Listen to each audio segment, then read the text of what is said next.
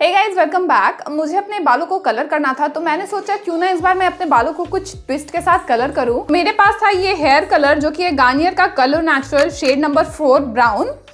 तो मैंने सोचा कि मैं इसके साथ कुछ एक्सपेरिमेंट करती हूँ और वो एक्सपेरिमेंट मैं आप सबके साथ शेयर करती हूँ। जनरली हम लोग बालों पे कलर करते हैं, उसे छोड़ देते हैं, वॉश कर लेते हैं, लेकिन मैंने सोचा कि मैं इसे हाइलाइटिंग की तरह यूज़ करूँगी। देखती हूँ कि ये मेरे बालों को हाईलाइट कर पाता है या फिर नहीं। जैसे हम हाइलाइटिंग किट को यूज़ करते हैं वैसे ही मैं इस कलर किट को यूज़ करूँगी और देखूँगी इसका रिजल्ट कैसा है। कैसा रिजल्ट है आप कमेंट सेक्शन में ज़रूर बताइएगा। और मैं इसे फॉइल के साथ यूज़ करने वाली हूँ क्योंकि हम जब भी हेयर को हाईलाइट करते हैं हम फॉइल यूज़ करते हैं।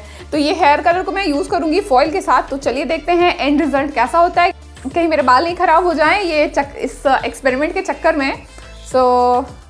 कुछ नया करने का कोशिश कर रही हूँ। प्लीज़ इस वीडियो को ढेर सारा लाइक दीजिएगा अगर आपको पसंद आता है तो, और मेक श्योर आप इस चैनल को सब्सक्राइब करते हैं इसी तरीके के और वीडियोस देखने के लिए। बहुत लोगों की शिकायत है कि उन्हें नोटिफिकेशन नहीं मिलती है। तो गाइज, आप जब सब्सक्राइब करते हैं उसके बगल में एक घंटी आती है, घंटी में ऑल क्लिक करिएगा, तभी आपको मेरे सारे वीडियोज़ के नोटिफिकेशन मिलेंगे और आपको जब पता चल जाएगा कि मैंने कब कौन सी वीडियो अपलोड की है। तो मेक श्योर आप इस चैनल को सब्सक्राइब करते हैं, इस वीडियो को लाइक करते हैं।